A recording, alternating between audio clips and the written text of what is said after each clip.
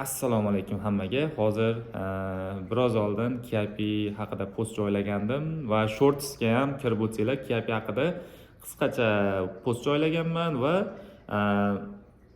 KIP sanalari qachon 2026-yil bo'lib o'tadigan sanalari chiqib bo'lingan va ularni o'z postimda joyladim. Albatta tekshirib olinglar va bu yerda ham qisqacha KIP haqida aytib o'taman. Xo'sh, kimdirlar vaqti yo'qligi uchun albatta tezroq KIPni bitirishni xohlaydi. Albatta buni ham yo'li bor.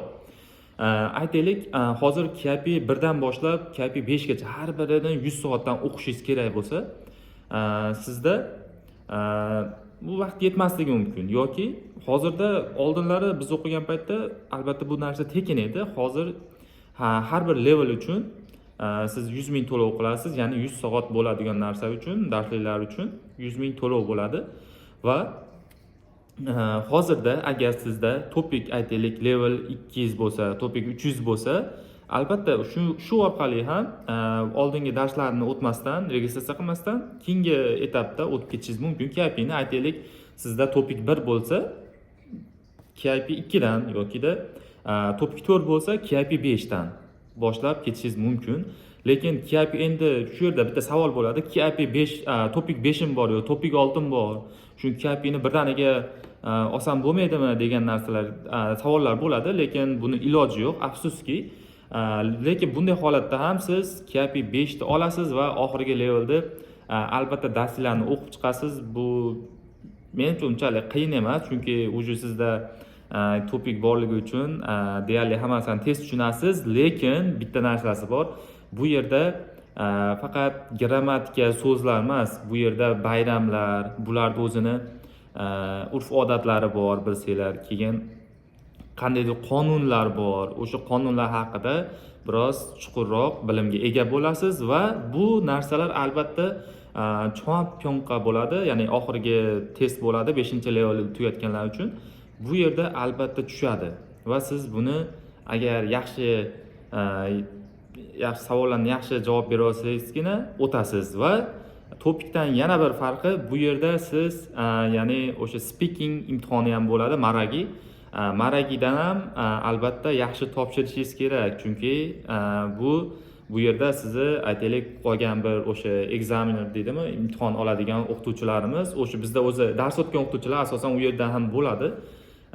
O'shalar kelib turib o'tadi, savollar beradi. Albatta bu sizni ular sizni qanday yaxshi gaplashishingizni va o'sha bayramlar haqida, ya'ni o'zingizni davlatingizga oid shunaqa bayramlar bormi degan savollar ham albatta tushadi va sizni bitta tekst beradi. Shu tekstni ham o'qib berishingiz kerak. Qanday o'qishingiz, ya'ni parim.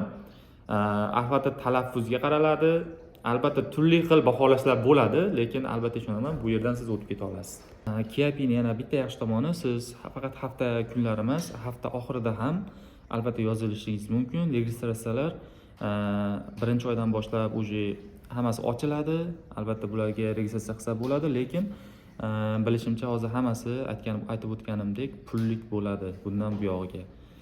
Lekin darslar albatta qiziq. 100 soatdan siz atiga 80% ni, ya'ni aytaylik 80 soatdan ko'prog'ini o'qigan bo'lsangiz, albatta imtihon ko'ra olasiz.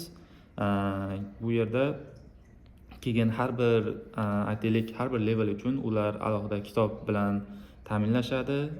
Kitob bilishimcha bir 10 ming wonlar bo'ladi shu atrofda. Chunki bular kitobni unaqa qimmat sotishmaydi. Endi sizlarga bu yilni 2026-yilda birinchi bo'ladigan imtihonlar haqida qisqacha aytaman. Birinchi oyda imtihon bo'lardi. Birinchi oy aytaylik yanvar oyi 10-kuni, lekin afsuski bu imtihonga registratsiyalar tugab bo'ldi. Keyingi imtihon registratsiyalari 2-oy 24-sanadan boshlab ochiladi. Bu hozir aytib o'tganim sajompyonqa.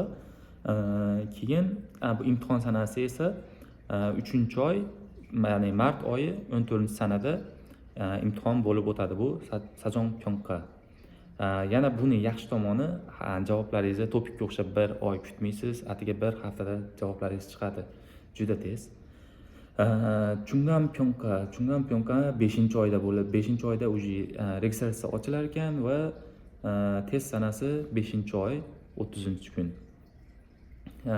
Va Chungan Pyonka 1-oy 13-sana, ya'ni imtihon registratsiyalari ochiladi. Bu ham bir hafta davomida bo'ladi registratsiya, lekin 1-kunidan oldindan registratsiya qilishingiz kerak, chunki hozir juda topikka o'xshab bu ham juda tez to'lyapti, ulgurmay qolishlaringiz mumkin.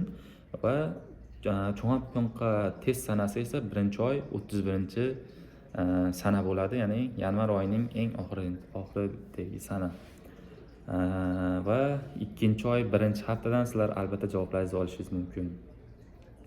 Xo'sh, hozircha KP bu birinchi eng sizlar tez topshira oladigan imtihonlar sanasi.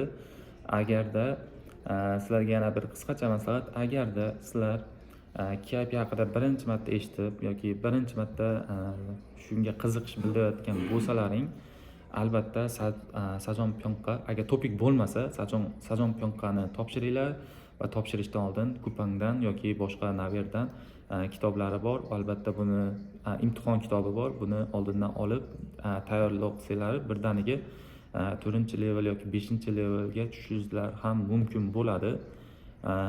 Va buni yaxshi tomoni, siz bundan oldingi har bir 100 soat, har bir level 100 soatdan bo'lsa, bu darslarni sizlar o'qishingiz mutlaqo kerak bo'lmaydi va birdaniga eng yuqoridagi levellarni o'qib va shu aytaylik 100 soat davomida sizlar ham o'qiysizlar, ham Chungan Pyonka, ya'ni eng oxirgi bo'ladigan test uchun tayyorlanish imkoniyati bo'ladi.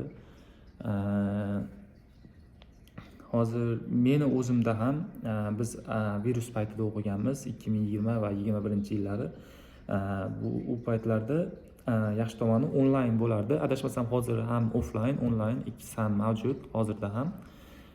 Onlayn bo'lishini yaxshi tomonini sizlarga aytaman. Uydan o'tirib, masalan, ulgurmasliklaringiz mumkin, bir uzoqroq bo'lsa joylar. Masalan, meni кейsimda men uchun bordi keldi 1 soat bo'lardi. Borish 1 soat, kelish 1 soat. Shuning uchun vaqtdan yutqizmaganman, uyda o'tganman va kuniga 8 soatdan biroz albatta qiyin bo'ladi. 8 soat buni oson emas, 8 soat dars. Lekin agar aytaylik sizlar eng oxiriga, ya'ni 4 va 5-levelda qilsanglar, albatta buni tezroq tugatasizlar va tezroq KP5 olish imkoniyatlari sizlarda bo'ladi. Xo'sh, hozirda 2025-yilda topikka registratsiya puli 35,000 won bo'lgandi. Topik bilasizlar, u 55,000 edi. Endi lekin 26-yilda bu narsa oshadimi yo'qmi hali bilmayman. Albatta oshish ehtimoli bor. Hozircha KP haqida bo'lgan yangiliklar va mana shular edi. Bundan keyingi postimda topikda sanalari, topikka oid bo'lgan narsalar haqida aytib o'taman. Va agar KP haqida albatta qiziqish yoki bilmagan narsalar bo'lsa, albatta kommentlarda yozinglar. Qo'ldan kelgancha bu yerga aktiv bo'lib javob berishga harakat qilaman va